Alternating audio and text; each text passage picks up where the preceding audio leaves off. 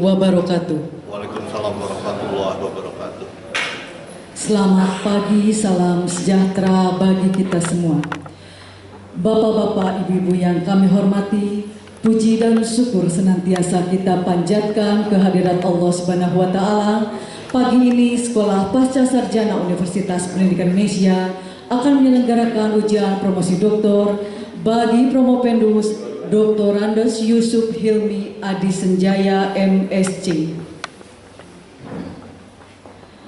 Panitia dan tim penguji ujian promosi doktor Sekolah Pasca Sarjana Universitas Pendidikan Indonesia memasuki ruang sidang. Prosesi panitia ujian promosi doktor Sekolah Pasca Sarjana Universitas Pendidikan Indonesia akan memasuki ruang sidang. Hadirin dimohon berdiri.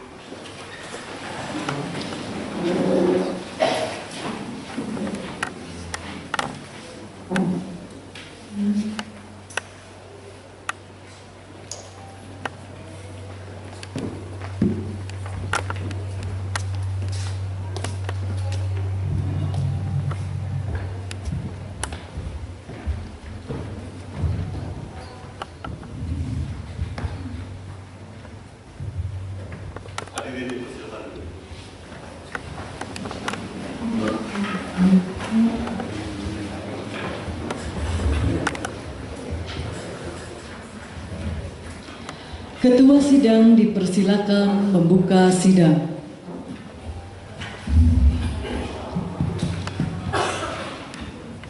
Bismillahirrahmanirrahim. Assalamualaikum warahmatullahi wabarakatuh. Selamat pagi, salam sejahtera bagi kita semua. Sidang promosi doktor bagi Yusuf Hilmi Adi Senjaya dengan ini dibuka. Kami meminta pedel untuk menjemput dan mengantar Promopendus ke dalam ruang sidang.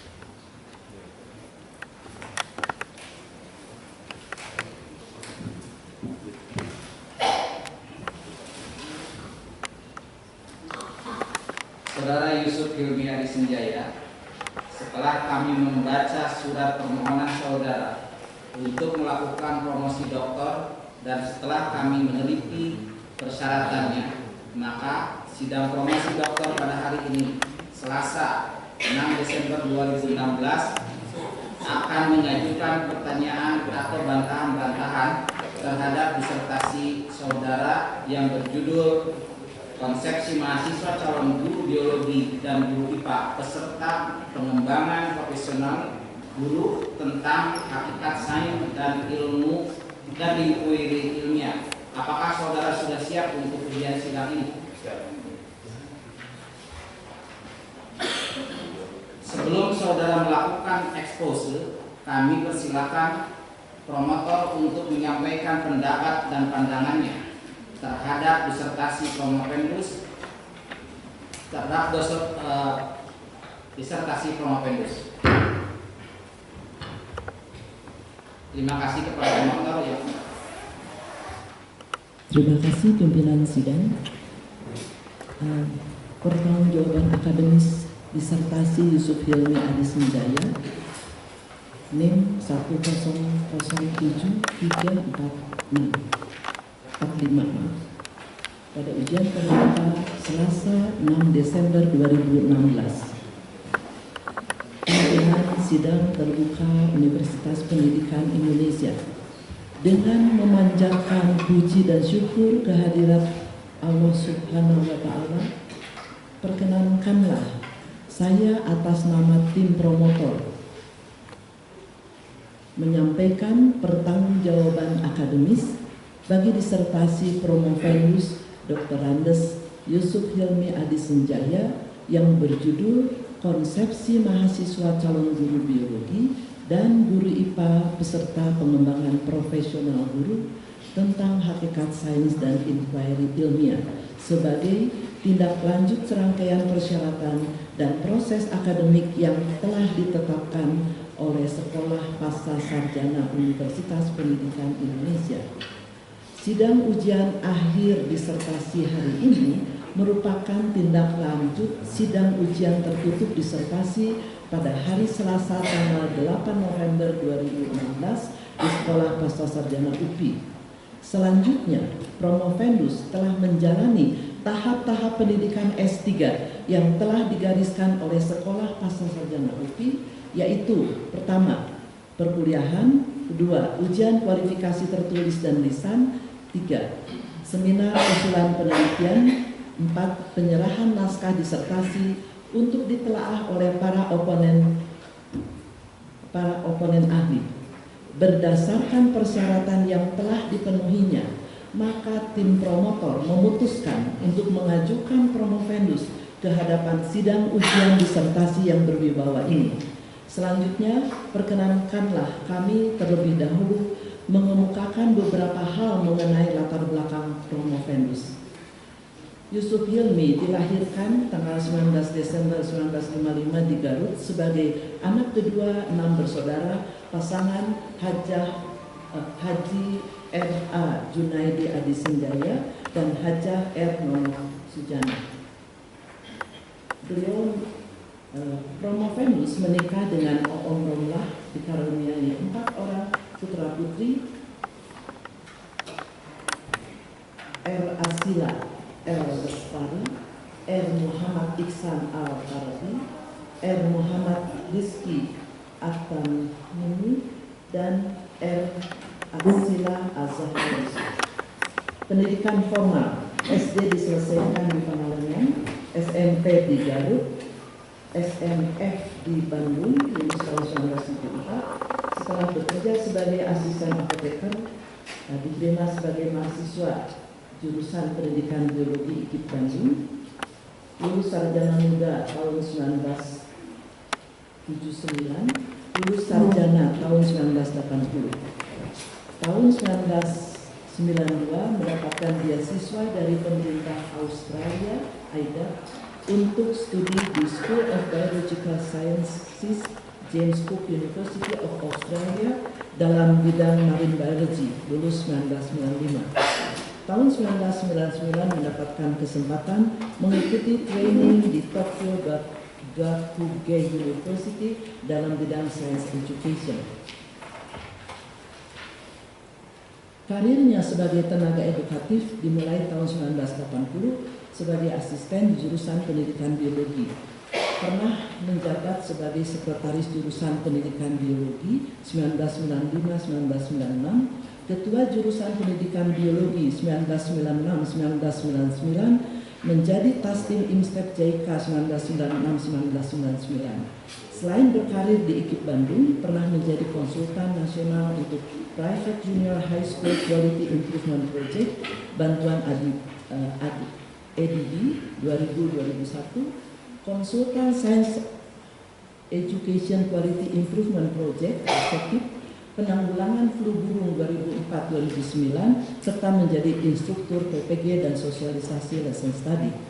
Selain berkarir di IKIP atau sekarang dikenal dengan UPI, juga pernah mengembangkan program studi pendidikan biologi di beberapa STKIP dan universitas swasta di Jawa Barat, mengembangkan kurikulum PGSD dan memberi kuliah di program PGSD Kampus Tasikmalaya, menulis modul-modul pembelajaran untuk sistem belajar jarak jauh SPJJ dalam bidang biologi, dan menulis modul pembelajaran Universitas Terbuka untuk bahan ajar ekologi, biologi dasar, dan genetika. Kegiatan ilmiah sebagai narasumber di berbagai kegiatan, terutama yang berkaitan dengan kurikulum dan pembelajaran, serta profesionalisme guru, lingkungan, serta lingkungan hidup, serta pembelajaran sains di pendidikan dasar. Publikasi dalam bentuk seminar nasional dan internasional dengan melibatkan mahasiswa bimbingannya dan pembimbingnya seperti tercantum dalam rangkuman disertasinya. Urgensi penelitian dan penulisan disertasi. Sejak di bangku perkuliahan, Promovendus memiliki rasa ingin tahu yang besar untuk menyelidiki lebih jauh tentang makna pengembangan profesional pendidik berdasarkan hakikat sains dan inquiry ilmiah. Hasil kajiannya menunjukkan ada perguruan tinggi yang sejak awal sudah memperkenalkan dalam calon guru pada pengembangan praktik profesional. Ada pula yang terus memantau perkembangan lulusannya setelah berkiprah dalam dunia pendidikan.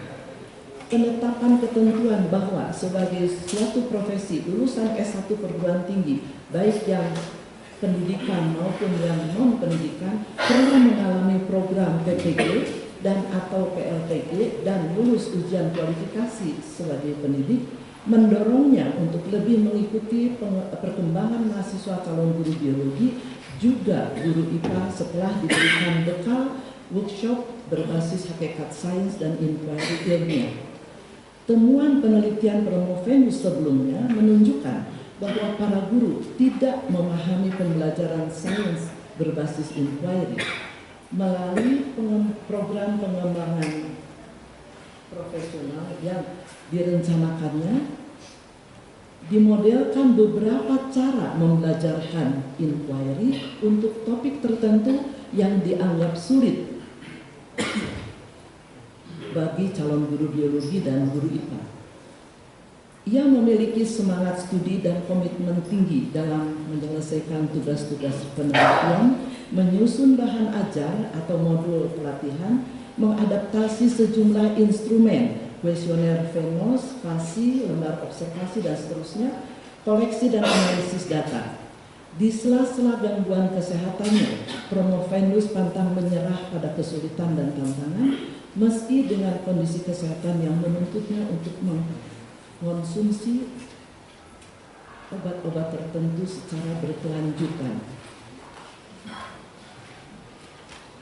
Pengolahan data baik kuantitatif sederhana maupun kualitatif yang memerlukan ketekunan tinggi untuk memaknainya dan ketekunan untuk merangkai temuannya secara bertahap, mengarahkannya untuk sampai pada simpulan bahwa terdapat peningkatan ke arah kategori inform tentang hakikat sains, seperti juga ada peningkatan aspek inquiry ilmiah untuk aspek misalnya aspek hubungan antara pertanyaan, prosedur, dan kesimpulan. Bahkan dia sampai pada simpulan bahwa guru IPA belum mampu mengimplementasikan hakikat sains dan inquiry ilmiah dalam pembelajaran sains di kelas. Hanya seorang mahasiswa yang mampu menerapkan inquiry dalam pembelajaran sains di kelas. Mutu akademik disertasi.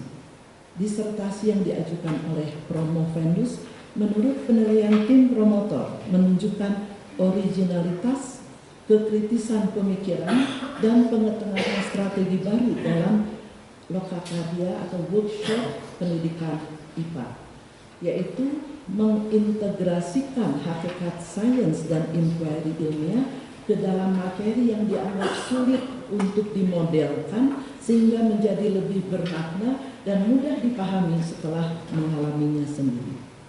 Dari situ kami melihat bahwa dalam diri Promovenus terdapat sifat ilmuwan sejati dan pendidik yang tidak mudah menyerah serta berkeinginan membantah kecenderungan yang sepertinya berlaku umum dari hasil-hasil penelitian sebelumnya. Suatu sifat yang perlu dimiliki oleh setiap ilmuwan untuk dapat beranjak maju. Akhirnya kami biarkan Promovenus berkembang dengan pribadinya, mengedepankan hasil temuannya dalam disertasinya.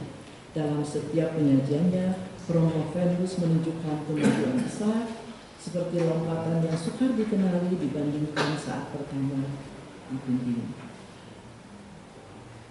Pimpinan sidang berdasarkan hal-hal penting yang telah kami kemukakan. Tim promotor berpendapat bahwa disertasi ini layak diterima dan diujikan dalam sidang ujian disertasi terbuka sebagai pemenuhan dan penyempurnaan tahap-tahap sebelumnya yang diselesaikan dalam batas waktu yang dapat diterima. Tim promotor, saya Nuryani Rustaman, Profesor Dr. John An Satori MA, Profesor Dr. Sri Rezeki MPD. Demikian, terima kasih. Assalamualaikum warahmatullahi wabarakatuh. Terima kasih kami sampaikan kepada Prof. Nuryani selaku promotor dari Promovenus. Selanjutnya, kami persilakan Prompendus untuk menyampaikan ekspose selama 10 menit. Silakan.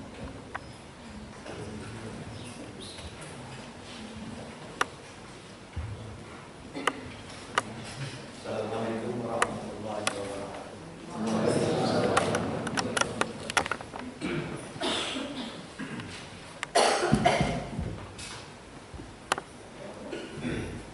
Terima kasih saya ucapkan kepada panitia ujian promosi untuk menyampaikan penelitian saya tentang konsepsi mahasiswa calon guru biologi dan guru IPA peserta pengembangan profesional guru tentang hakikat saya dan empiri ilmiah.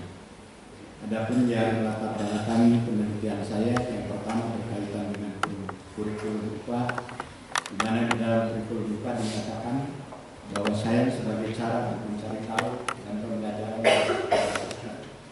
pada individu.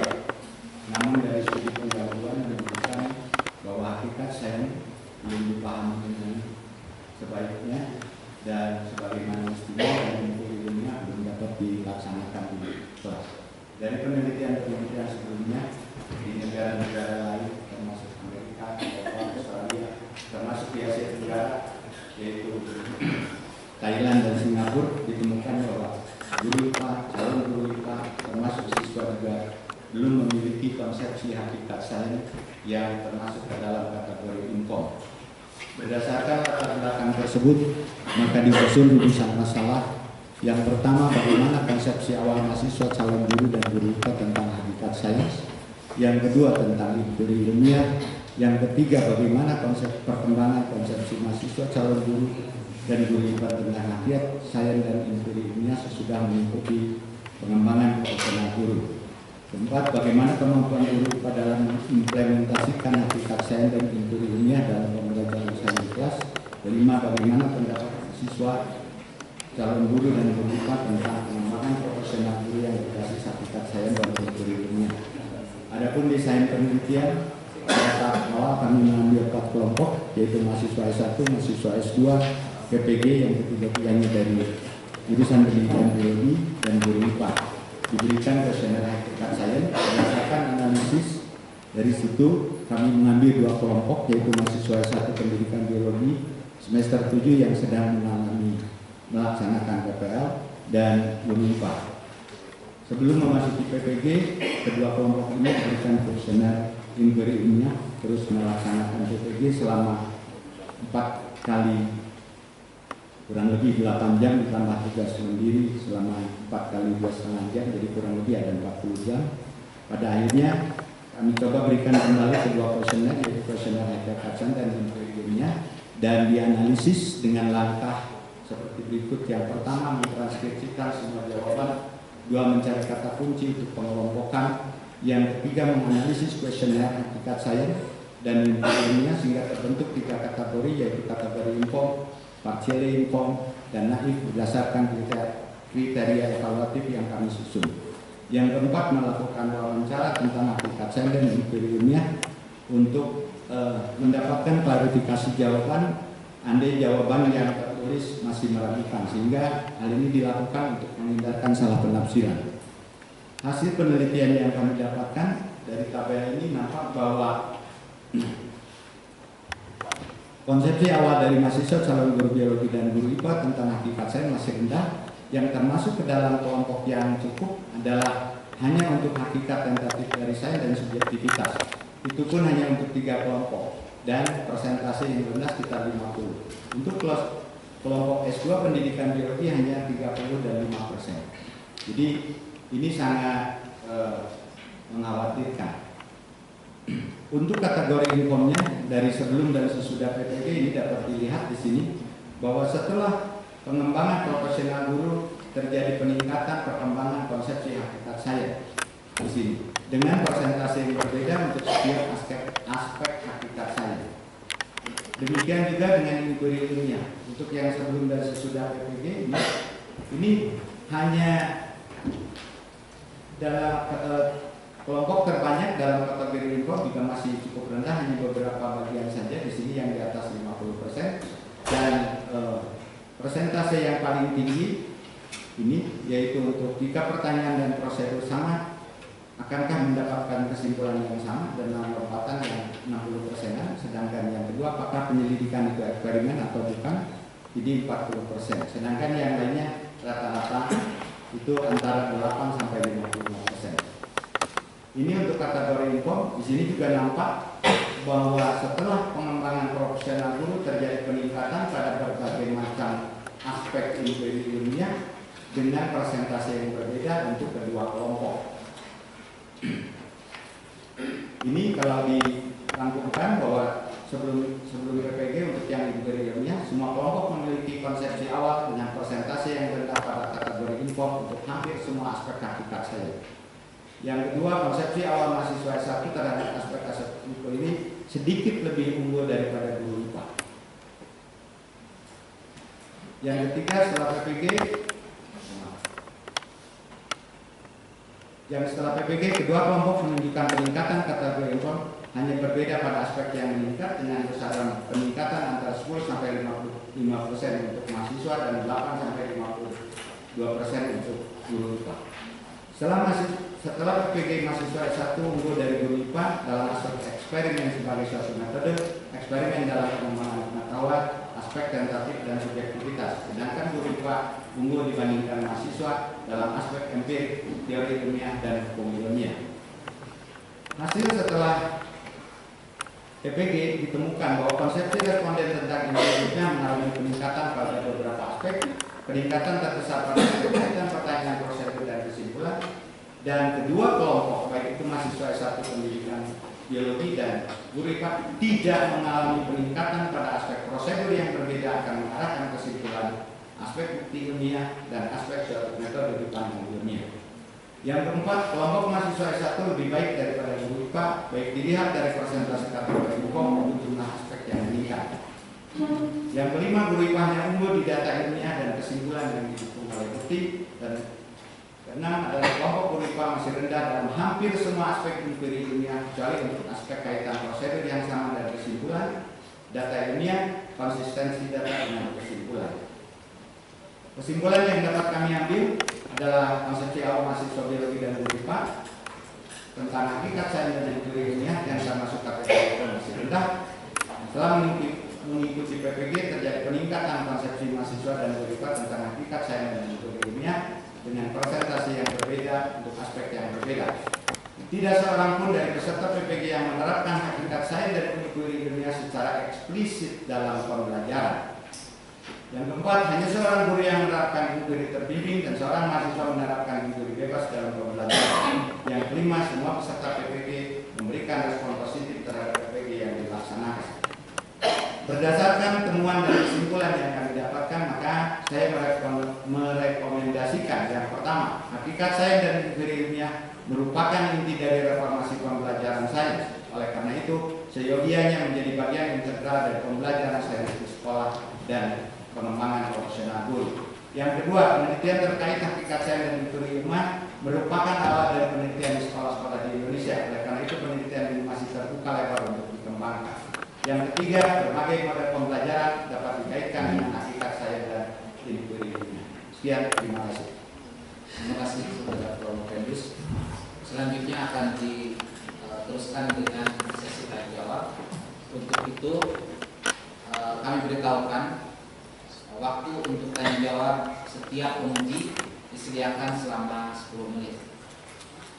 Untuk yang pertama kami mengundang Bapak Dr. Imade Adit Mariana untuk mengajukan pertanyaan dan pertanyaan. Saya persilakan. Terima kasih pemimpin sidang. Prof. Pendus dalam keadaan sehat. Habis presentasi silahkan minum dulu. Terima kasih.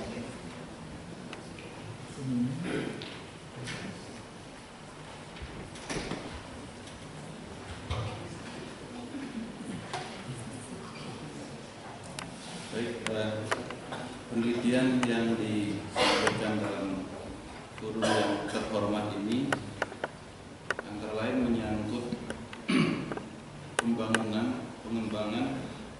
pada peserta didik melalui diklat atau pelatihan ini meliputi belief atau keyakinan tentang hakikat sains, kemudian inquiry sains, lalu di dalamnya itu diberi kesempatan peserta didik untuk melaksanakan pembelajaran.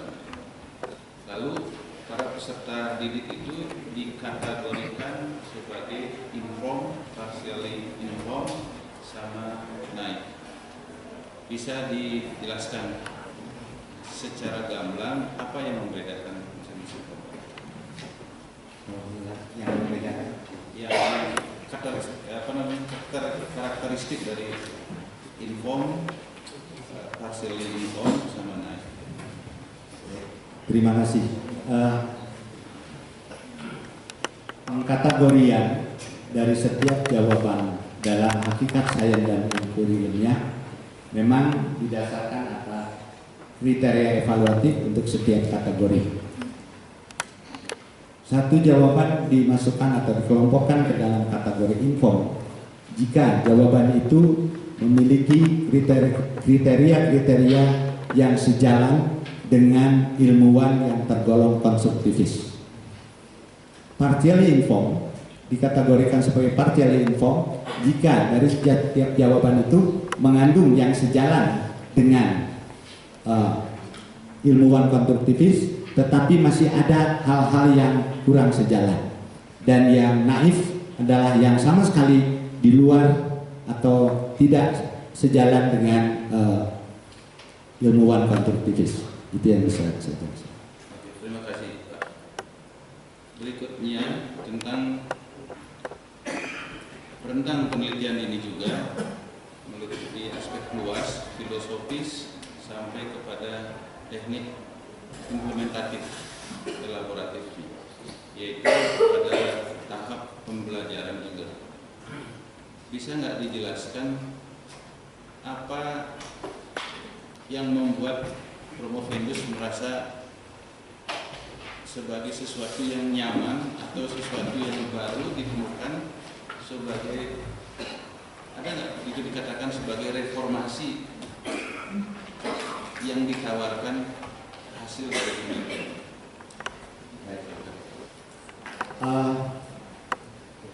Sebenarnya hakikat sains dan inquiry ilmiah yang dimaksud di sini adalah nilai-nilai yang melekat pada pengembangan dan pengetahuan ilmiah.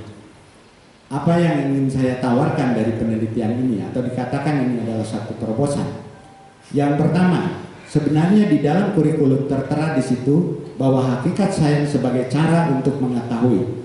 Tetapi sayangnya yang ada di rasional itu kurang diperhatikan, kurang menjadi perhatian dari guru. Oleh karena itu, apa yang dimaksud dengan sains untuk mencari tahu, inilah yang saya tawarkan. Gitu. Yang kedua, inquiry ilmiah juga tertera jelas di dalam kurikulum bahwa pendekatan pembelajaran sains harus dilaksanakan melalui pendekatan inquiry ilmiah. Tetapi keadaan di lapangan tidak seperti yang diharapkan oleh kurikulum. Hal ini disebabkan karena berbagai hal.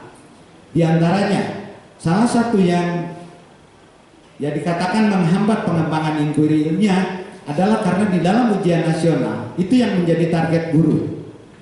Dan di dalam setiap ujian nasional tidak ada soal-soal yang berkaitan dengan inquiry ilmiah. Semuanya konsep. Jadi guru berorientasi ke sana. Sebab kalau keberhasilan guru adalah dilihat dari skornya, dari kelulusannya.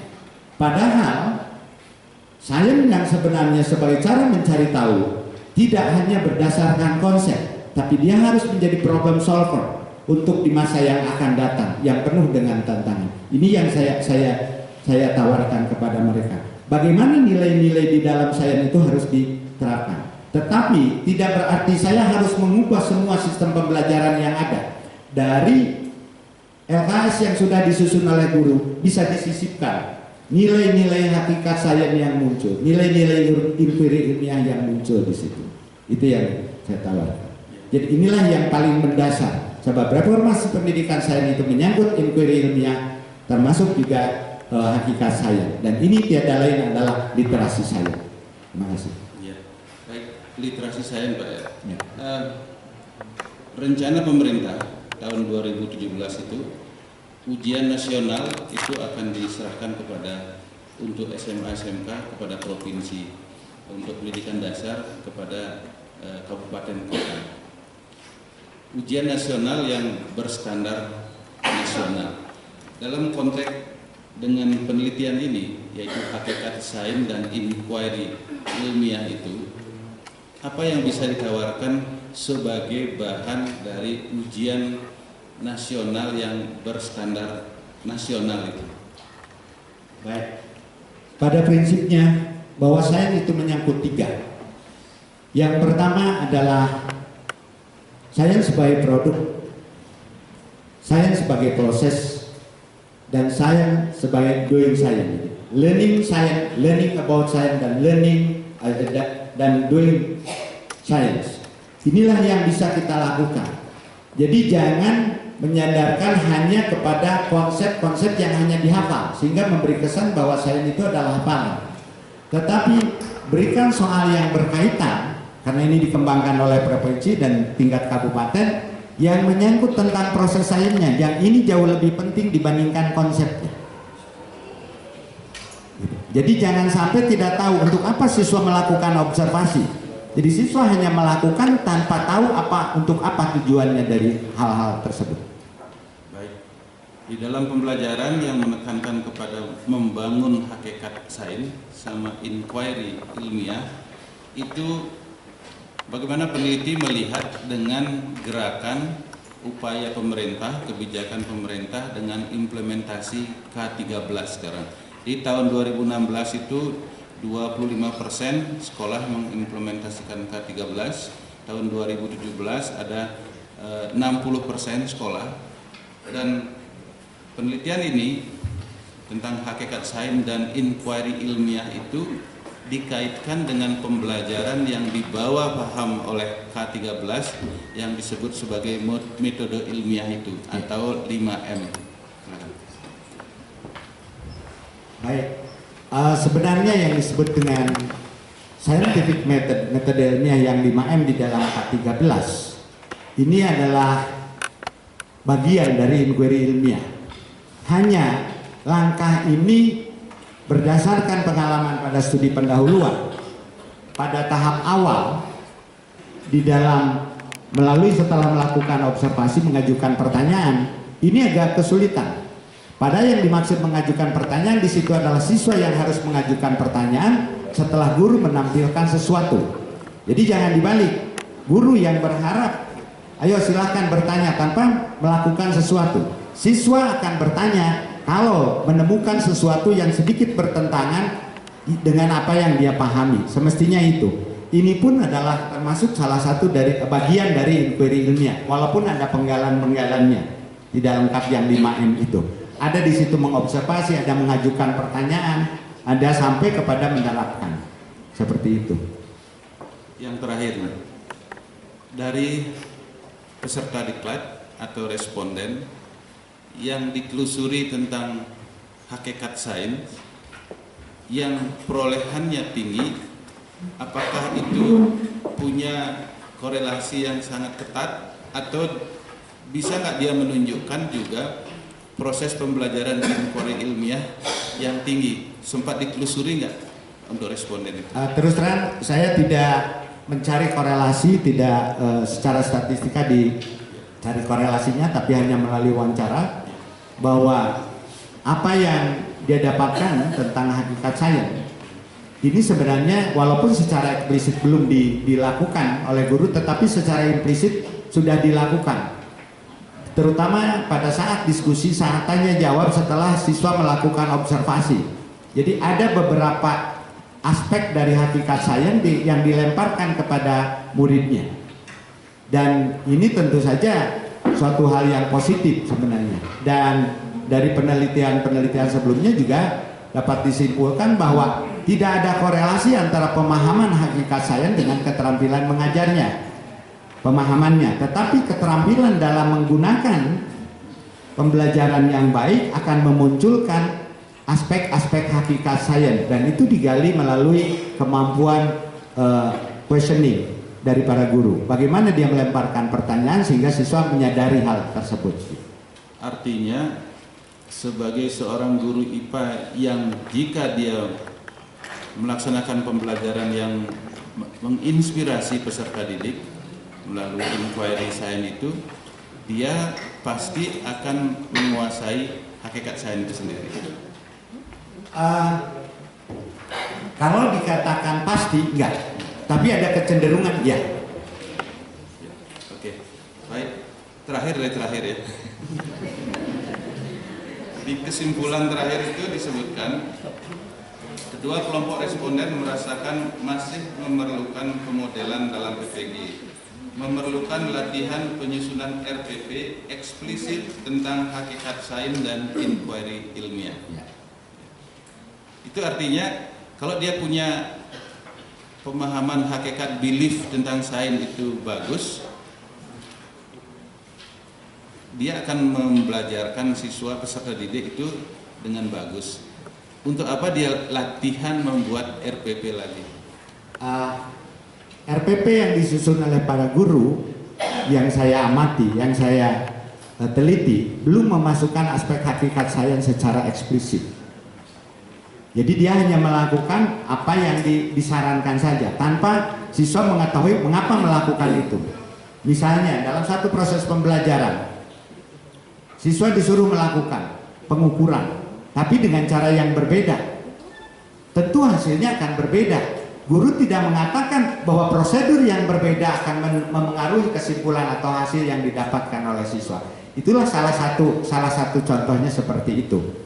Dan tidak ada jaminan kalau misalnya paham semua, belum tentu dia akan terampil mengajarkan itu. Makanya perlu pemodelan, dan itu yang dirasakan. Terutama berkaitan dengan bagaimana guru harus mengajukan pertanyaan yang merangsang siswa, menginspirasi siswa untuk memunculkan aspek hakikat sains seperti itu. Terima kasih. Jadi untuk hakikat sains sama inquiry ilmiah itu bisa dijadikan sebagai salah satu bahan di dalam sosialisasi K13 untuk mencapai pembelajaran yang 5M atau metode ilmiah itu. Saya sangat setuju. Ya, makasih. Terima kasih. Terima kasih saya sampaikan kepada Bapak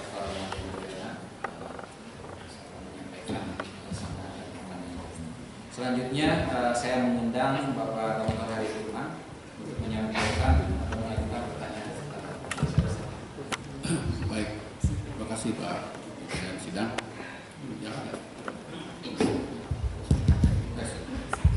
Jadi gini, Pak Yusuf Hilmi, bagi saya sebetulnya kajian hakikat itu kajian falsafah, ya. Karena sains itu sebetulnya entitas yang kompleks, ya.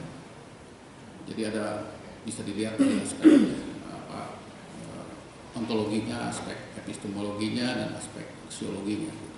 Tapi Bapak dalam disertasi ini lebih fokus pada aspek epistemologi, ya, dan Bapak mengkonsolidasi pada hanya 10 elemen, 10 aspek dari hakikat sains itu. Nah, saya ingin minta penjelasan kerangka pemikiran Bapak sampai dengan apa yang telah Bapak lakukan, mengkonsolidasi pada 10 saja. Pada itu sains itu seperti yang saya katakan tadi adalah entitas yang sangat kompleks, ya. Tidak apakah cukup dengan 10 itu? Silakan. Baik, betul bahwa hakikat sains ini adalah sesuatu yang filosofis, yang mendasar, yang kompleks. Banyak aspek hakikat sains sebenarnya yang dilakukan dari mulai belasan tadinya, terus bertahap sehingga yang dikembangkan itu akhirnya cuma 8 aspek.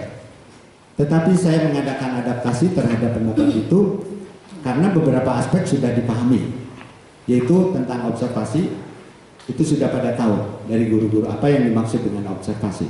Tetapi begitu berbicara tentang eksperimen, kebanyakan guru misalnya ini yang adaptasinya eksperimen, guru mengatakan, menuliskan bahwa itu adalah bagian dari metode ilmiah yang 7 langkah itu. Jadi tidak ada satu kreativitas seperti apa. Apalagi kalau ditanya tentang variabel, itu banyak yang belum memahami benar tentang itu. Kalau kalau dikaji apakah ini cukup, ini untuk sementara yang 8 itu yang dikembangkan oleh ahli di sana gitu, tidak menutup kemungkinan untuk di Indonesia bisa ditambah, asal tentu saja melalui kajian yang mendalam gitu. Tetapi yang ke-8 atau 10 itulah yang paling mendasar di dalam aspek epistemologi daripada sains. Namun demikian, tidak berarti yang aspek ontologi itu tidak ada, aspek aksiologi tidak ada. Ada, saya berikan pertanyaan di situ, apa yang dimaksud dengan sains? Ini menuntut kepada objek, berarti di situ adalah aspek ontologinya yang saya munculkan. Di yang aslinya yang 8 tidak dimunculkan itu. Tapi ada juga yang guru yang masih menjawab, sains adalah IPA, sains adalah saintis. Jadi di situ tidak terkandung aspek epistemologinya, tidak terkandung aspek aksiologinya. Sains dari aspek aksiologi memiliki fungsi 3 paling tidak. Yang pertama mencari penjelasan, yang kedua memprediksi, yang ketiga mengontrol. Mestinya termasuk itu. Dan dalam kaitannya dengan aspek aksiologi, di situ ada keterkaitan dengan sosial budaya, gitu. Jadi setiap perkembangan yang ada di masyarakat mau tidak mau akan mempengaruhi saya, dan saya akan mencoba memenuhi supaya diperoleh satu level kehidupan yang lebih baik dengan sains dan teknologi tentu saja. Jadi Itu kalau ada limitasi ya dari riset Bapak yang Bapak lakukan. Jadi ada mungkin di dalam tersebut ada limitation. Bagaimanapun ada kita fokus di situ. Walaupun 3 dimensi dari research ini sebetulnya fokus di mana? Ya. Saya kira dan dimensi sosiologinya itu bukan tidak berkaitan dengan value itu. Ya. Jadi ada saya sarankan sebetulnya ada ada kesadaran akan limitasi dari penelitian yang dilakukan. Ya. Baik, pertanyaan kedua menyangkut dengan judul ya. Di situ ada kata pengembangan profesional guru. Nah ini bagi saya pengembangan profesi atau istilah sekarang, istilah resminya itu semacam istilah atau terminologi payung luas sekali. Kalau dilihat dari permen RB dalam pengembangan profesional guru itu pengembangan profesional itu bukan hanya untuk dapat dilakukan dengan training saja. Memang pelatihan fungsional ya itu ya, tetapi ada yang lain seperti menulis, seperti pendidikan lanjutan gitu kan. Jadi dalam konteks penelitian Bapak ini pengembangan profesional guru PPG itu bagaimana kedudukannya? Bagaimana? Kedudukannya gimana? Baik. Apakah memang didasari pada pandangan bahwa pelatihan guru adalah satu-satunya cara dalam pengembangan profesi guru? Tingkat profesionalitas guru tidak hanya didasarkan atas kepentingan latihan saja. Secara formal mungkin ya, tetapi secara informal juga guru bisa mengembangkan lewat misalnya membaca textbook yang mutakhir, membaca jurnal-jurnal penelitian, mengikuti media elektronik yang berkaitan dengan bidang studinya yaitu sains. Itu bisa juga dilakukan. Tetapi kesadaran ke arah sana menurut pengakuan guru sendiri itu belum sampai ke arah sana. Jadi ada berbagai macam cara.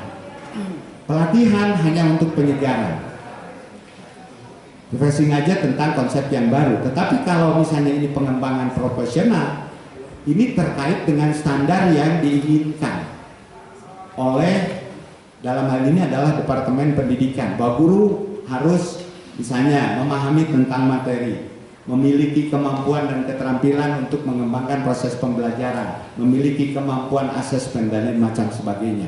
Nah ini terkait dengan bagaimana membelajarkan sains yang sebaiknya, seyogianya dilakukan oleh guru sains menurut pandangan konstruktivis modern, yaitu harus melibatkan tentang aspek aplikasi. Kalau poinnya itu adalah apakah tepat teacher training yang Bapak develop untuk keperluan riset ini dapat dilabel sebagai pengembangan profesi guru. Padahal itu hanya satu strategi di dalam pengembangan profesi guru dari samping sejumlah strategi yang lain. Seperti tadi diungkapkan banyak cara, dan pada awalnya saya merencanakan bahwa pengembangan ini akan berlanjut. Jadi setelah dari sini apa yang akan kami lakukan? Gitu. Dengan training lagi. Ya, iya dengan apa yang masukan dari mereka, mestinya mereka butuh pemodelan, gitu. Artinya ada strategi lain seperti strategi pendidikan lanjutan, strategi penulisan, itu adalah dimensi lain dari pengembangan profesi guru. Ada teacher training itu yang penting. Jadi poinnya di situ. Iya. Nah, yang dalam konteks Bapak itu kan sebetulnya pelatihan guru. Nah, terkait dengan itu maka tadi Bapak menanyakan tentang desain penelitian. Iya. Ada istilah PPG digunakan untuk dua makna nih. Satu untuk kategorisasi subjek Bapak, kategorisasi respon Bapak. Satu lagi PPG lagi yang lain itu digunakan sebagai pelatihan guru yang Bapak. Jadi ini ada membuat tidak terpisahkan itu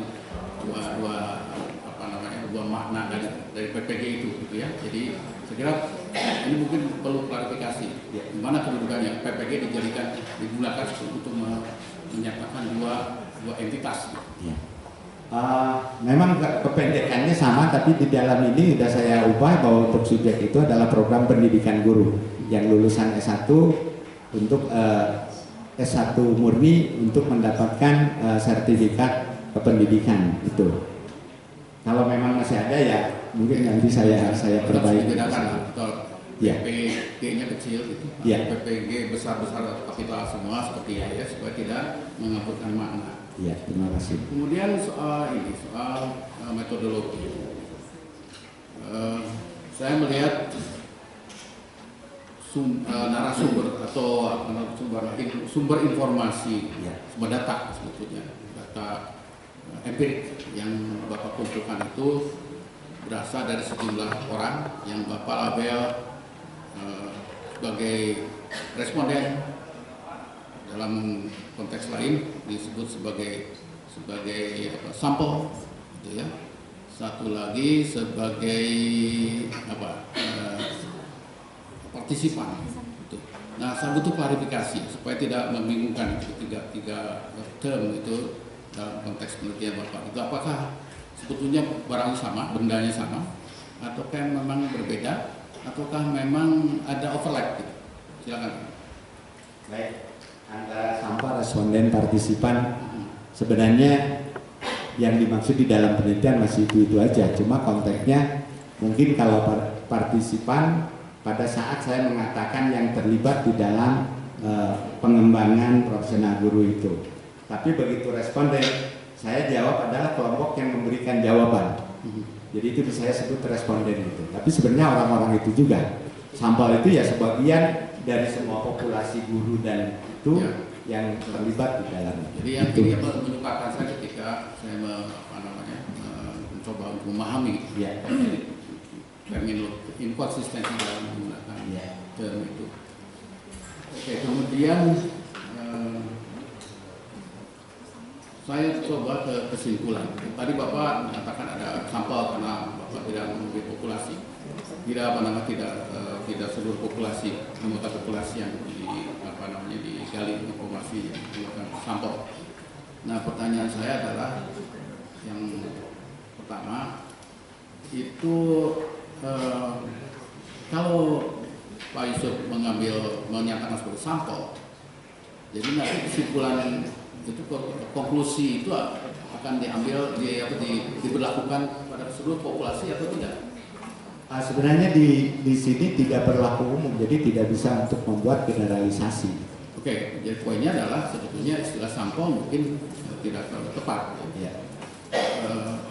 Kalau dalam konteks penelitian Bapak, kalau kita lihat konklusinya itu masih bicara tentang responden. Sekian persen responden dia artinya pada skala responden, gitu. Bukan skala populasi gitu. Ini juga perlu klarifikasi ya, supaya clear bagi pembaca itu gimana sebetulnya di riset Bapak itu, apakah jadi kalau memang tidak ada populasi, kenapa ada dalam metodologi itu Bapak singgung tentang ada definisikan populasi Bapak dan definisikan sampel. Gimana? Jadi dari awalnya memang ada mengacu kepada buku panduan, di situ ada yang harus dilibatkan adalah partisipan untuk penelitian deskriptif. Saya tuliskan partisipan. Tapi pada perkembangan ke sini, ya saya pikir harus ada populasinya juga gitu. Makanya populasinya adalah seluruh guru IPA dan itu, walaupun memang kalau dikatakan teknik samplingnya adalah sampling seadanya gitu. Artinya yang terlibat di situ tidak melakukan purposive sampling gitu. Ya, jadi poinnya adalah kalau konklusinya bicara tentang responden, artinya sebetulnya tidak ada kepentingan untuk menarik generalisasi seperti Bapak katakan. Jadi populasi dalam konteks ini adalah tidak tepat gitu. Jadi cukup sebut partisipan saja gitu. Karena tidak ada upaya peneliti Bapak untuk menarik generalisasi. Karena di konklusi, sekian konklusi itu bicara tentang keadaan dalam skala responden. Jadi baik itu Mbak. Atau itu ya. Mungkin terlalu ya. Silakan, terima kasih Pak. Terima kasih. Terima kasih Bapak Firman. Selanjutnya kami mengundang Ibu Profesor Suku.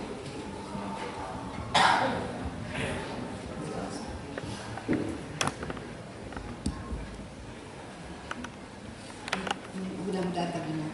Terima kasih saudara Bapak Pimpinan. Saya baru mau minta ini. Terkait penelitian saudara Prof. Vendus, mungkin sedikit saya ingin akan menambahkan kesimpulan Anda mengatakan bahwa guru belum mampu dan hanya mahasiswa yang mampu. Mungkin perlu diketahui di sana belum mampu dengan baik atau belum mampu sama sekali. Baik. Saya menuliskan kesimpulan itu berdasarkan apa yang saya amati, apa yang saya kaji, baik dalam bentuk RPP, RKS ataupun di dalam pembelajaran. Walaupun guru yang terlibat banyak, tetapi yang diamati di dalam proses pembelajaran hanya 9 guru karena keterbatasan dari saya selaku peneliti untuk melakukan itu. Jadi pada saat itu memang dari 9 guru yang melakukan guided inquiry memang hanya seorang. Yang lainnya adalah structure inquiry, lengkap semua dengan prosedurnya segala macam. Tetapi satu orang guru itu sudah melakukan guided inquiry dengan baik. Jadi hanya bukan judul di dalam LKS-nya, tapi sebuah pertanyaan dan siswa disuruh membuat sendiri rangkaiannya. Itu jadi yang saya dapatkan dari situ. Kalau mungkin dikatakan belum mampu melaksanakan dengan baik, ya saya tidak akan mengatakan satu orang mungkin di situ, tapi mungkin lebih bersifat umum. Jadi di sini berkata belum mampu, Prof. Vendus lebih mudah kepada jumlah orang yang melakukan.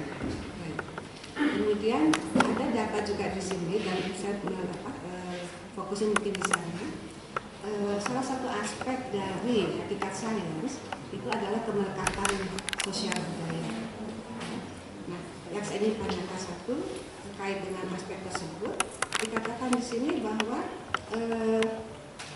calon guru biologi dan IPA itu menurun setelah Papua tadi. Jadi prosesnya menurun. Saya ingin tahu dulu itu apa sebabnya menurun. Baik, selama proses pengembangan profesional guru yang berlangsung tidak hanya satu sumber, artinya dari pelatihnya saja atau dari strukturnya saja, tapi mereka juga berdiskusi. Banyak mungkin yang bisa memengaruhi tentang pandangan atau tentang konsepsi seorang bahwa kemelekatan aspek sosial budaya memang menurun. Mungkin setelah berdiskusi di antara sesama temannya bukannya meningkat tapi malah menurun, tetapi tidak sampai kepada intinya, kesimpulannya, sehingga masih ada semacam dalam perjalanan menuju kepada konsepsi yang sebaiknya atau seharusnya atau semestinya gitu. Jadi intinya mereka memang belum paham kalau misalnya, sebab juga ada pengaruh latar belakang yang sebelumnya gitu, bahwa saya ini sifatnya ya berlaku umum dimanapun juga gitu. Itu yang disebut dengan menurut mereka adalah universal. Jadi untuk mengubah konsepsi seseorang bukanlah suatu hal yang mudah dan bisa dilakukan dalam waktu yang singkat gitu. Itu perlu waktu gitu. Dan perlu mungkin memberikan beberapa macam contoh yang jauh lebih banyak. Jadi banyak yang mengatakan bahwa sains itu bebas nilai. Ya.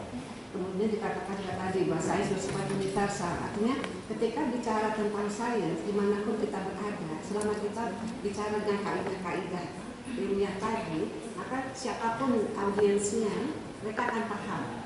Nah, sehingga tadi bagaimana itu dikaitkan dengan adanya pemelengkapan sosial budaya di sana, seolah-olah meniadakan adanya anggapan bagian bersifat universal, sehingga seolah-olah pendapat sains di satu daerah itu belum tentu diterima di daerah lain.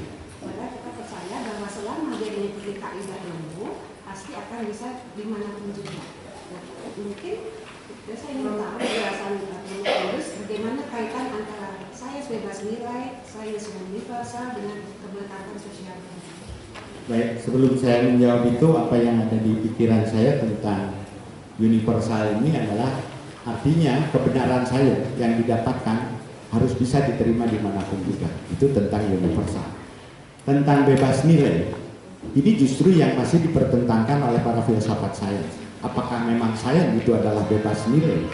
Sebab sains itu adalah satu produk dari budaya, di mana sains itu berkembang dan sains itu juga diterapkan. Dan manusia atau yang mengerjakannya itu adalah dipengaruhi oleh budaya. Jadi sains dengan masyarakat, sains dengan budaya itu saling memengaruhi, saling dipengaruhi. Dan tentu saja kalau kita nilai, kenapa, bagaimana kaitannya dengan kemelekatan sosial budaya? Setiap orang punya nilai. Nilai itu adalah sesuatu yang menahan tentang keilmuan seseorang. Tidak mungkin seseorang lepas dari nilai-nilai yang dimilikinya. Baik itu nilai sosial, nilai ekonomi, nilai budaya, nilai kepercayaan, termasuk nilai agama. Dan nggak mungkin bahwa sama sekali betul-betul tidak ada nilai sosial dan budaya, dan berlakunya adalah universal. Universal adalah kebenaran sainsnya. Kebenaran sainsnya pun tergantung dari kebenaran mana yang dipegang. Gitu. Oleh karena itu, orang beranggapan, ini yang masih diperdebatkan, apakah memang benar sains itu bebas nilai? Gitu. Selama kita memegang kaidah-kaidah yang seperti Prof tadi kemukakan tentang kaidah-kaidah keilmuan, betul itu bisa bebas nilai. Tapi dalam kenyataannya, dalam prakteknya, dalam penerapannya, hampir niscaya tidak bisa dilakukan itu bebas nilai. Dan itu karena terkait dengan kemelekatan aspek sosial budaya. Jadi berarti aspek yang keberlanjutan sosial budaya itu lebih terkait dengan implementasi dari sains. Betul, dalam penerapannya. Nah, hakikatnya sendiri mungkin enggak. Tapi begitu diimplementasikan, maka nilai-nilai budaya setempat itu akan berlangsung. Yeah. Makanya ketika kita bicara tentang adanya kebatasan anak, ya, dan segala macam itu tidak segitu mudah walaupun secara ilmu itu benar. Yeah. Nah, kemudian tentang hakikat sains dan inquiry ilmiah, dikatakan di disertasi Anda, Saudara Prof. bahwa memang pada pembelajaran hakikat sains dan pada penerapan hakikat sains dengan inquiry ilmiah itu belum dilaksanakan dengan baik karena gurunya yang masih belum paham. Kemudian juga dikatakan hakikat sains itu sebagai sesuatu yang abstrak. Yeah. Baik. Nah, sekarang kalau kita lihat di kurikulum, banyak kan basic basicnya itu konten. Walaupun di kurikulum 13 ada kali 1, 2, dan seterusnya ada 4. Nah, selama saya perhatikan, mungkin saya salah, kalau saya salah, ketika pembelajaran di sekolah, siswa itu langsung didedahkan pada konsep-konsep yang ada di kurikulum.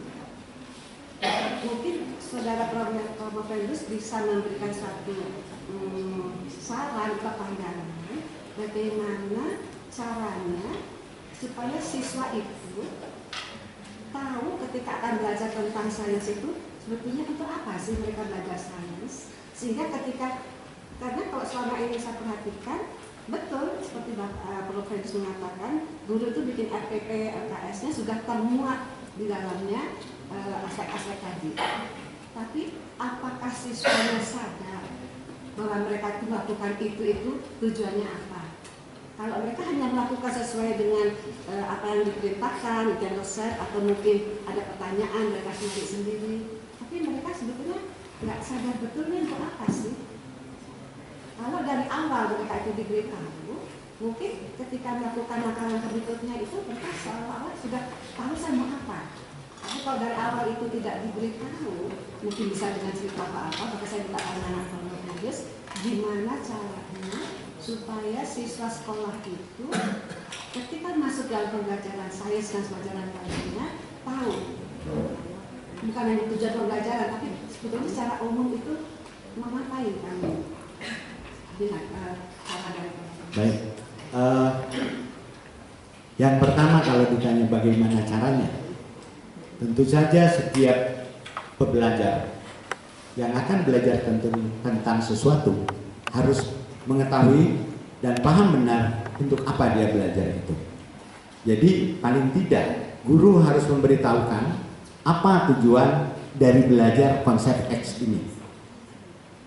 Ambil contoh dan juga pengakuan para guru tentang rangkaian listrik, tertutup, terbuka, saklar segala macam, itu diajarkan di kelas 5 SD. Tetapi sampai SMP, bahkan SMA, bahkan mahasiswa terutama kaum perempuan, kalau disuruh membetulkan alat listrik, setrikaan atau apa, itu merasa takut.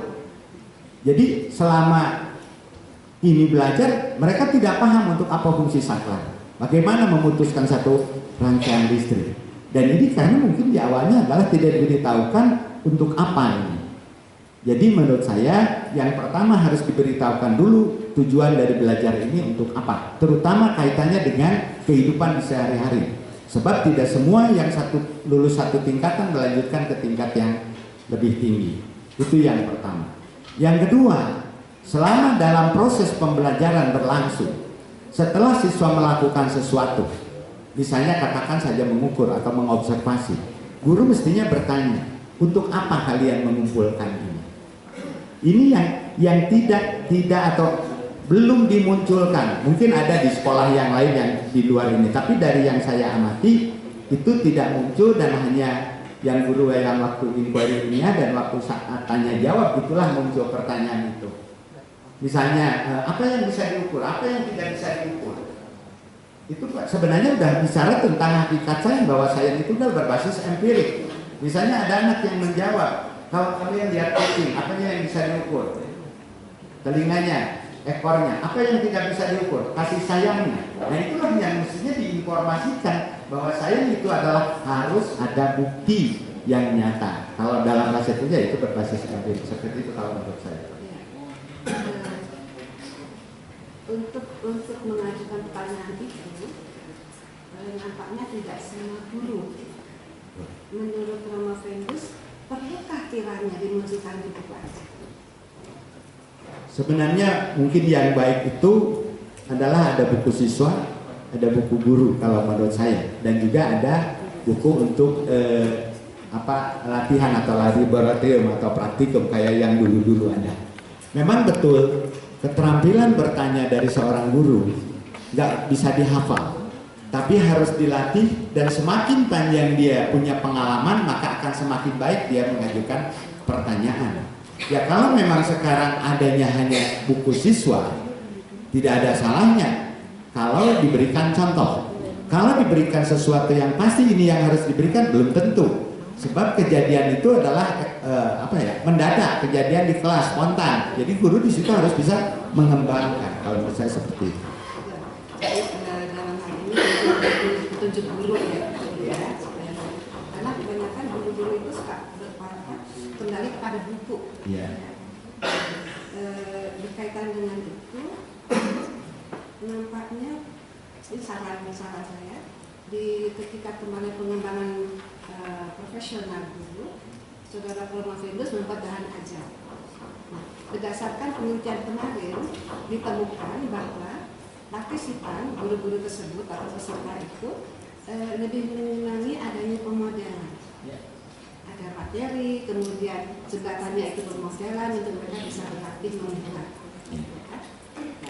Nah, dengan adanya seperti itu, setelah saya baca juga dari disertasi Promovendus dengan bahannya itu, mungkin akan lebih baik ketika menjelaskan tentang aspek-aspek hakikat sains itu disertai contoh. Tambahkan contoh. Saya lihat di sana belum. Nah, biasanya dengan adanya uraian, dengan persepsi yang berbeda-beda, kita akan menangkap berbeda. Tapi dengan adanya contoh, mungkin mereka akan menjadi paham, oh ini loh. Tambahkan contoh. Nah, terakhir, di kurikulum selalu dimunculkan bahwa sains itu adalah mengagungkan Sang Pencipta. Tapi di buku, di pembelajaran tidak pernah ada kunci itu. Dapatkah sains itu, hakikat sains itu katakan sebagai way of believing? Bisa nggak? Jadi ketika bicara tentang sains tadi, akan ditemukan ada beyond. Ada sesuatu yang tak bisa dijelaskan dengan sains. Sains punya keterbatasan. Nah, bisa nggak melalui sains itu disadarkan bahwa kita itu bukan apa-apa, kita itu bukan siapa-siapa, Maha Agung, Maha Pencipta. Bisa nggak? Walaupun tidak pernah ada di dalam teks science as a believing, biasanya science as a investigating, science as a way of knowing, seperti itu. Tapi saya sangat yakin bahwa melalui sains tingkat keyakinan, keimanan, kepercayaan seseorang bisa meningkat. Sebab sains punya keterbatasan, sampai titik-titik tertentu masih bisa dijelaskan oleh sains. Tapi pada saat berikut tidak. Untuk tahap awal, kalau menurut saya, yang harus dikembangkan adalah yang pertama, setelah dia memahami sesuatu, coba kaitkan dengan agama. Benar nggak? Misalnya saja, maaf ini, saya yakin bahwa siswa SMP pada tahu bahwa makanan yang baik itu adalah makanan yang seimbang. Dijelaskan tentang makanan seimbang. Kamu jangan makan berlebih-lebih. Padahal di dalam Al-Quran, maaf, a'udzubillahi minasyaitonirrajim, kulu wasrobu wala tusrifu, innallaha la yuhibbul musrifin. Makan dan minum yang baik-baik, tapi jangan berlebih-lebihan. Karena Allah Tuhan yang Maha Kuasa tidak menyukai orang yang berlebihan. Seperti itulah mungkin yang bisa kita kaitkan. Dan yakin di agama lain pun ada seperti itu. Jadi penanaman tentang karakteristika yang berkaitan dengan keimanan, keyakinan, menurut saya sangat bisa. Walaupun punya keterbatasan pada titik-titik tertentu. Terima kasih.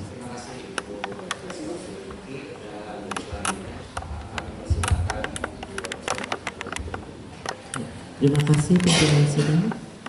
Saudara Promovendus, senang sekali saya bertemu di sini ya, di depan mimbar yang sangat berwibawa ini, dihadiri oleh sejumlah rekan kerja kita. Ya. Walaupun waktu yang diperlukan sangat lama, tapi alhamdulillah bahwa kita bisa bertemu di sini dalam keadaan Pak Yusuf sehat, semua anggota keluarga juga hadir di sini, rekan-rekan kerja semua hadir di sini. Pak Yusuf mau minum dulu, saudara Promovendus mau minum dulu.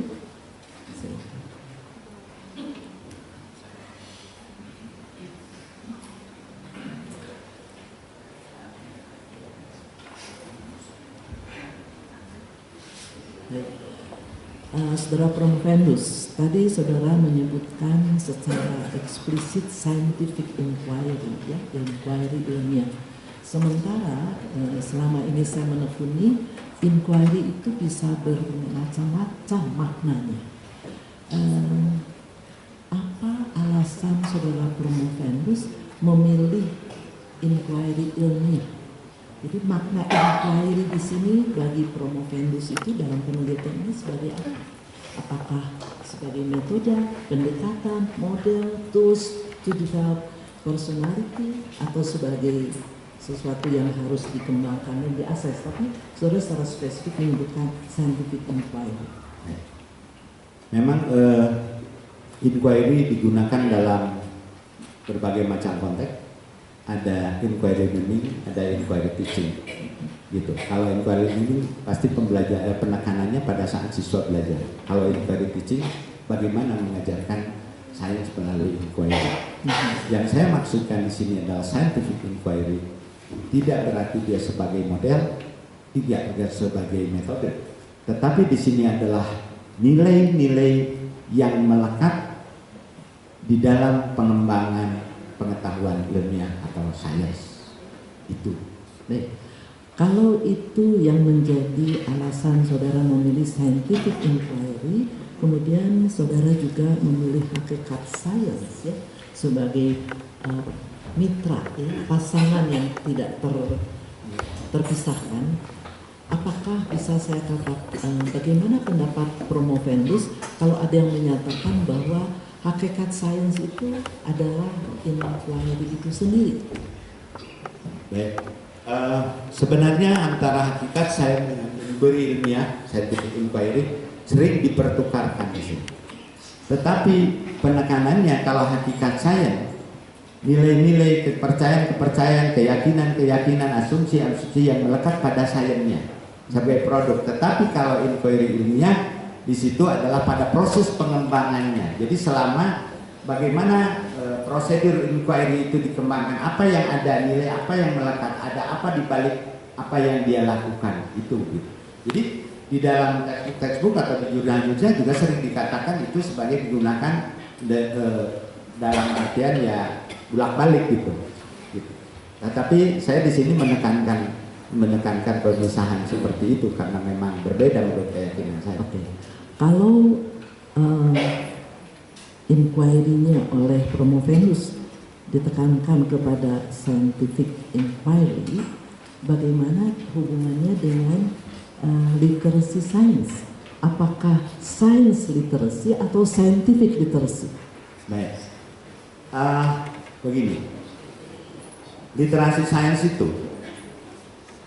itu adalah kemampuan dari seseorang untuk menggunakan konsep yang dia dapat, untuk menggunakan proses yang dia dapat untuk diterapkan secara individual atau kelompok dalam masalah-masalah sosial yang muncul di masyarakat.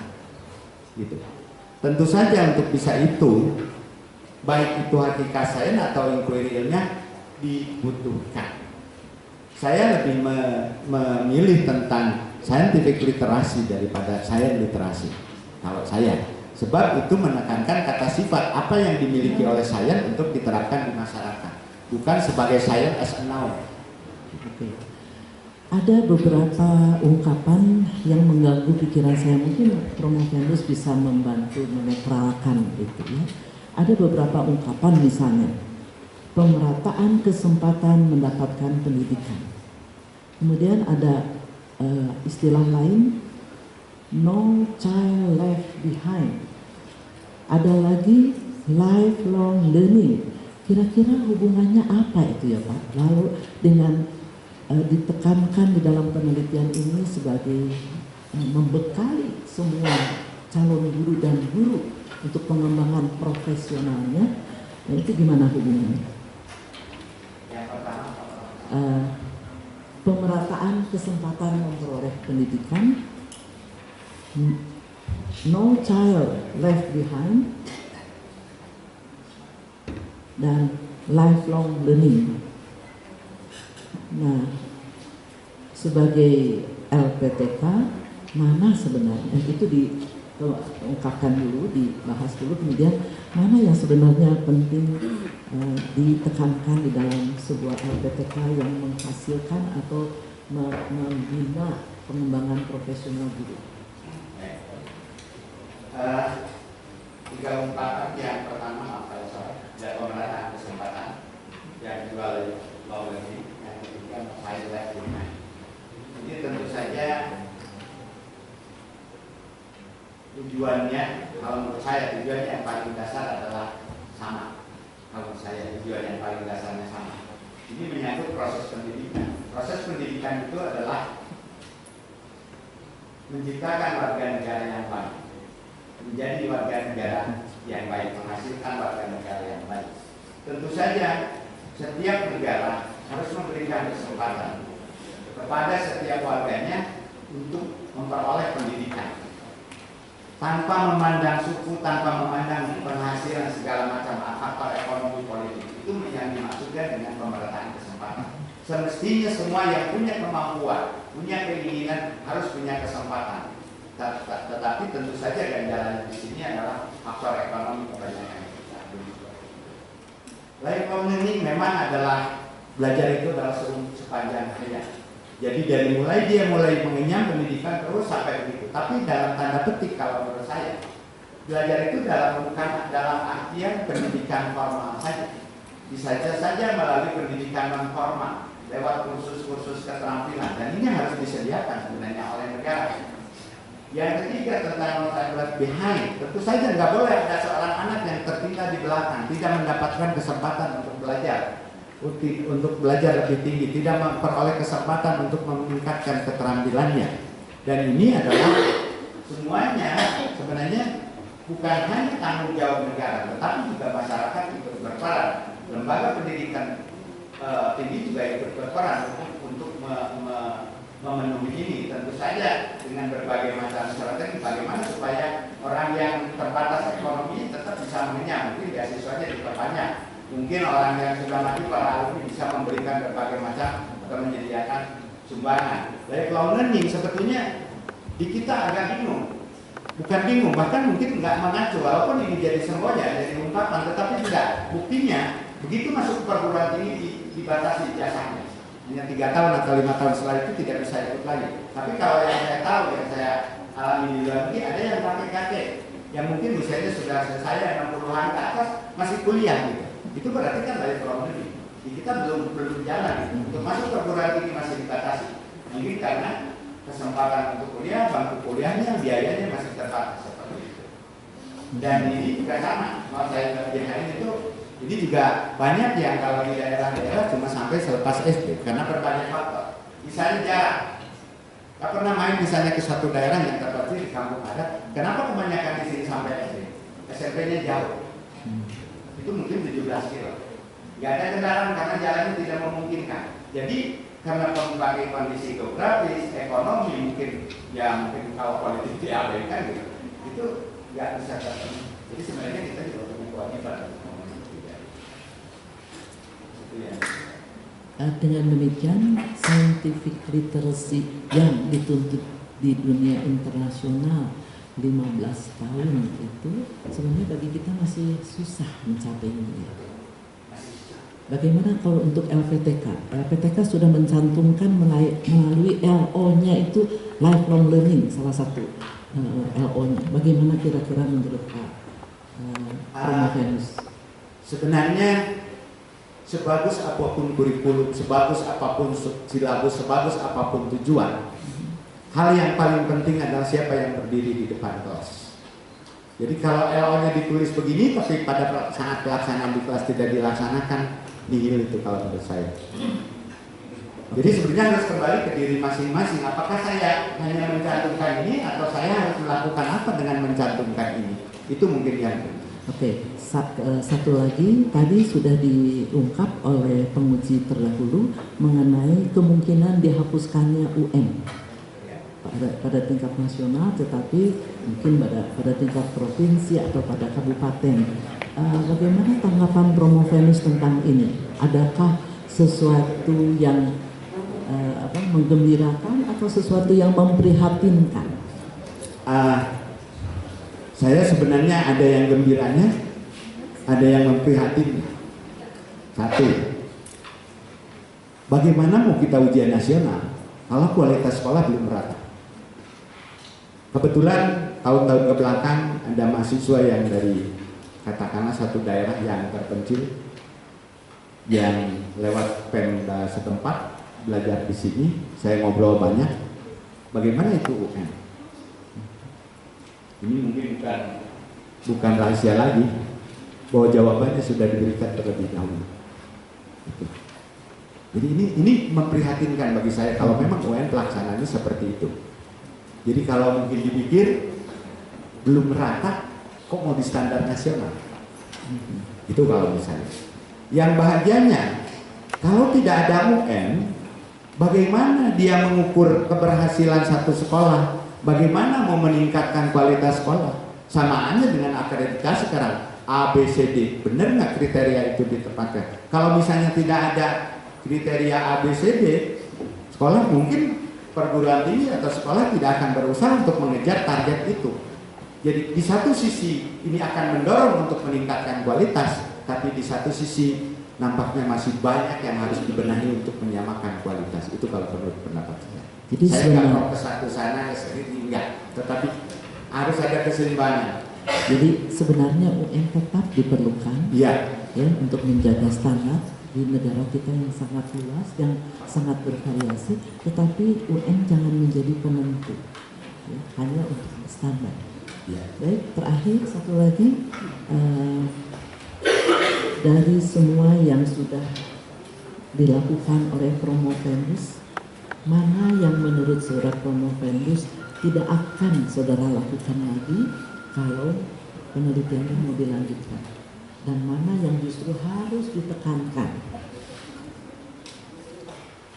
Kan terbuka kesempatan untuk melakukan penelitian lanjutan, baik bagi Promovendus baik maupun bagi yang lain.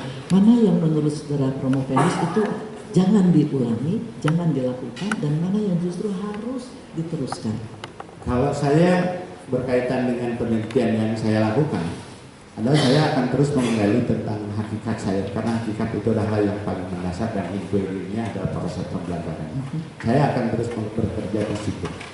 Kalau misalnya apa yang harus saya tinggalkan, ya pembelajaran saya yang tidak sesuai dengan itulah yang harus ditinggalkan dan jangan diulangi. Gitu. Saudara Promovendus memilih konstruktivisme sosial, kan?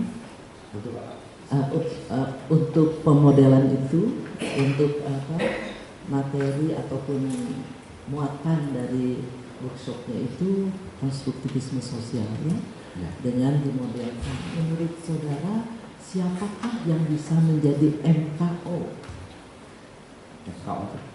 More knowledgeable others.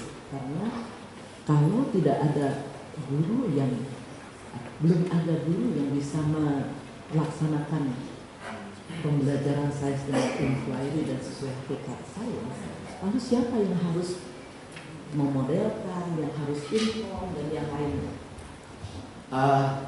Saya pikir begini, kalau ditanya siapa yang harus memodelkan, tentu saja untuk bisa memodelkan harus memahami dulu apa itu, what is nature of science, apa hakikat sains, apa yang ilmiah. Setelah itu paham, internalisasikan, apakah kita sudah mampu melaksanakan selaku dosen, selaku guru, melaksanakan itu atau memahami itu. Nah kalau itu sudah paham, siapapun orangnya bisa melaksanakan pembelajaran melalui pendekatan atau katakanlah hakikat sains dan inquiry ilmiah, asal memahami benar apa itu hakikat sains, apa inquiry ilmiah, dan mengajarnya adalah dengan hati. Kalau saya seperti itu. Terima kasih. Terima kasih. Terima kasih Ibu Profesor Promovendus atas pertanyaan dan saran. Selanjutnya selaku ketua sidang, saya akan menggunakan kesempatan untuk mengajukan satu pertanyaan atau permintaan pendapat dari Promovendus berdasarkan hasil temuan riset yang mendalam ini, karena kita adalah sebagai salah satu lembaga pendidikan, tenaga pendidikan LPTK, tentunya akan berimplikasi dari temuan tersebut secara institusional terhadap kelembagaan ini. Nah, menurut Promovendus berdasarkan hasil temuan tersebut apa yang harus dilakukan, apa harus dibenahi ya di LPTK khususnya untuk pendidikan sains. Silakan. Baik, terima kasih. Saya selalu berpikir di dalam pikiran saya, kembalilah ke hal yang paling mendasar. Artinya, apa hakikat sains itu? Kalau hakikat sains itu adalah satu way of knowing, way of thinking, way of investigating, itulah masukkan ke dalam silabus atau melalui LO-nya. Kalau sudah ada di LO, terapkan coba itu di di dalam di dalam proses pembelajaran.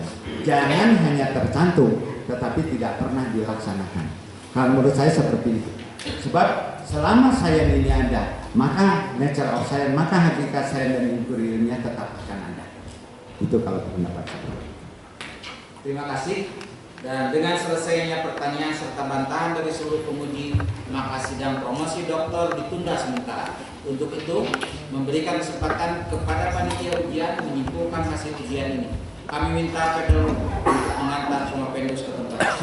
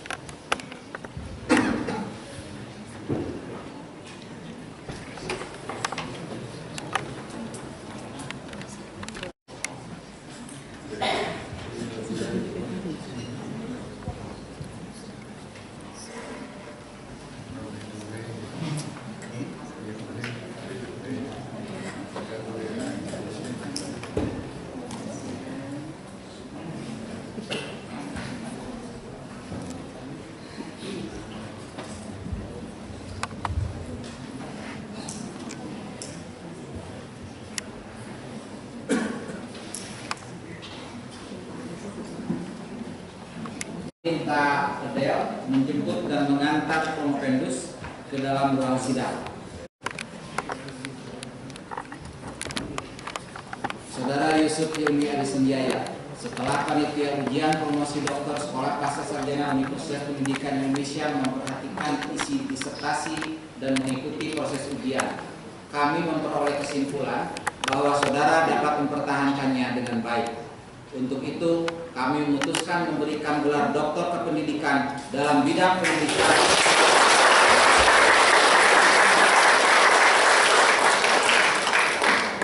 dengan yudisium sangat memuaskan IPK 3,85.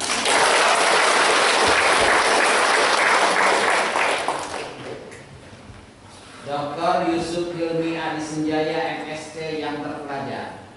Saya sekarang melakukan tugas yang amat menyenangkan, ialah mengucapkan selamat kepada saudara atas nama panitia ujian promosi doktor Sekolah Pasca Sarjana Universitas Pendidikan Indonesia. Berhubung dengan gelar yang baru itu, dengan ini saya serahkan bukti kelulusan yang menjadi hak saudara dan terimalah ucapan selamat dari kami.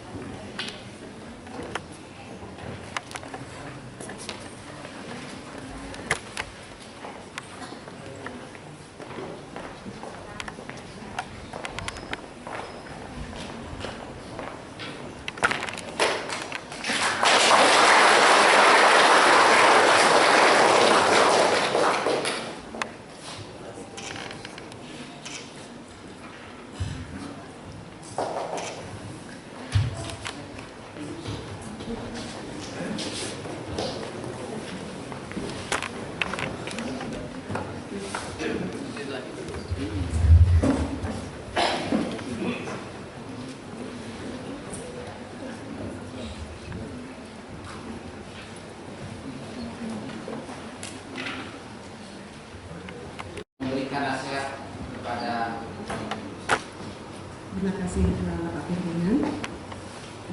Saudara, kalau berdiri silakan duduk. Terima kasih. Saudara Dr. Yusuf Hilmi yang sangat terpelajar.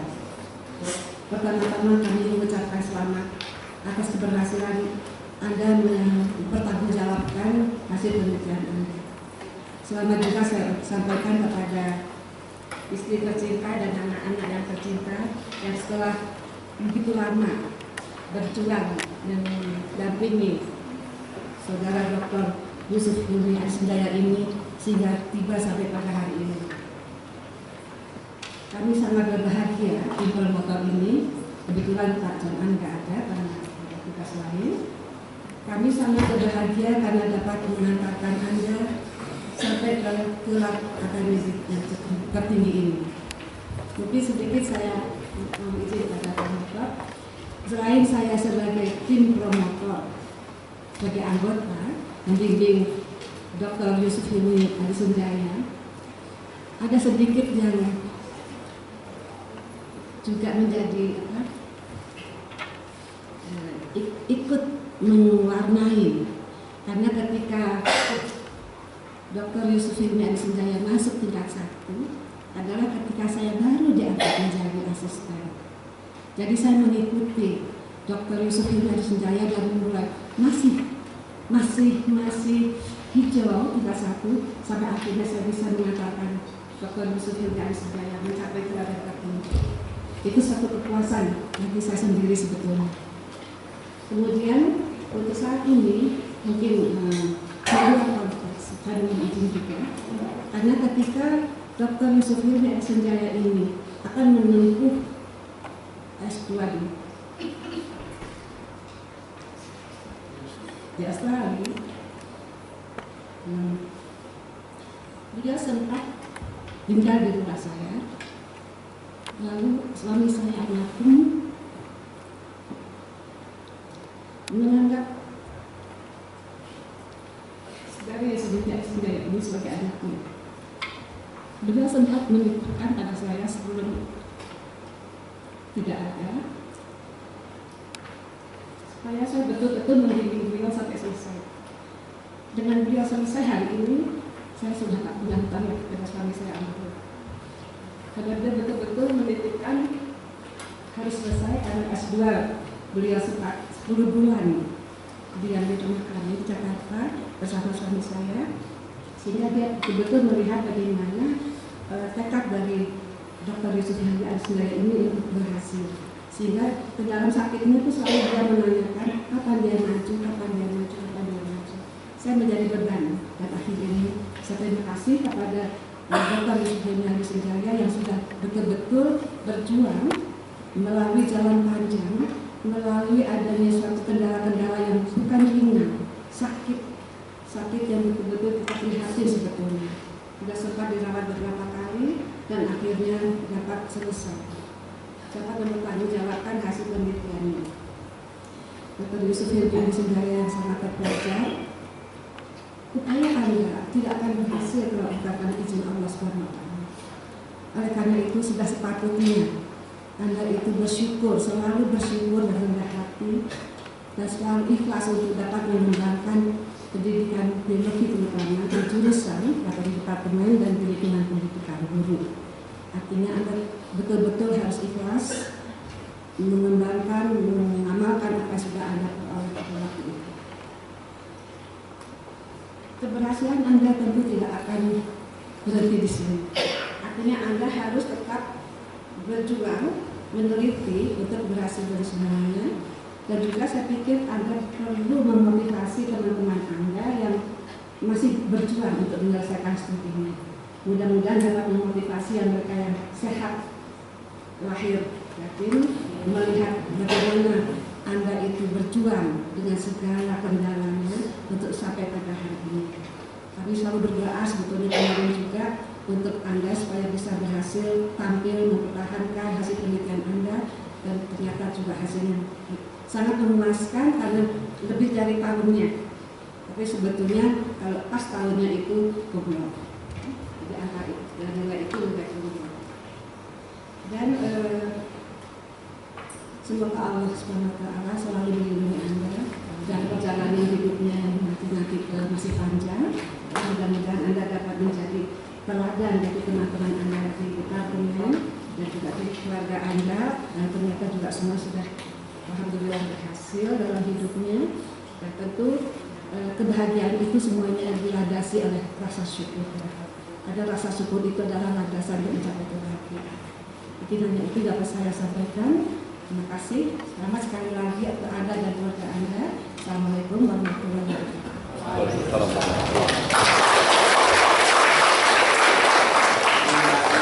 Ibu Profesor Dr. Sri MPD atas nasihat yang diberikan kepada Dan dengan mengucapkan puji syukur kehadirat Allah Subhanahu wa Ta'ala, saya menyatakan sidang ujian promosi doktor Sekolah Pascasarjana Universitas. Ambil gambar, siap. Naik aja kalau perlu naik. Kalau perlu naik. Kembali ke tempat dan kami mengundang istri beserta putra putri Dr. Yusuf Hilmi Adesanjaya MSc tampil ke depan untuk menerima ucapan selamat dari panitia ujian dan tim penguji. Prosesi panitia ujian promosi doktor meninggalkan sidang hadirin dimon berdiri. Di sebelah kiri.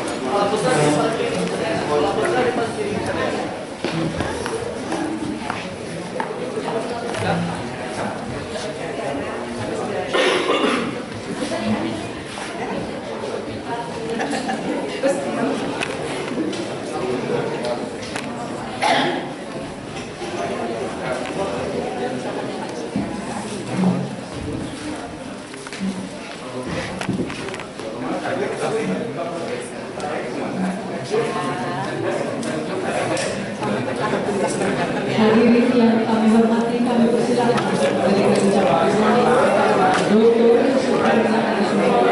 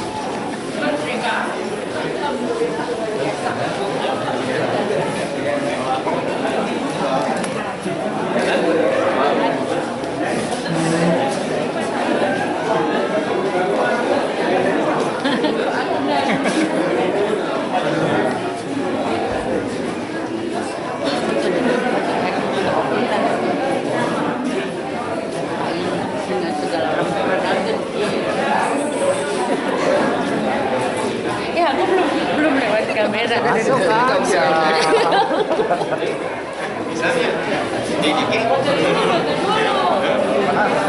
Ada di situ,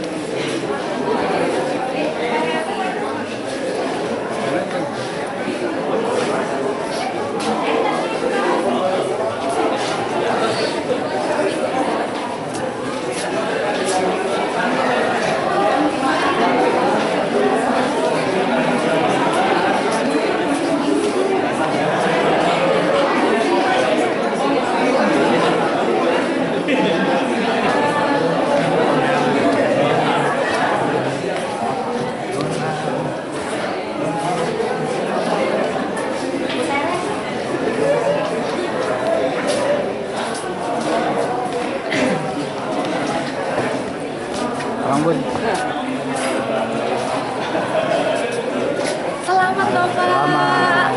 Baru kalau Bapak. Mantap. Sok, bebas, selamat. Bapak.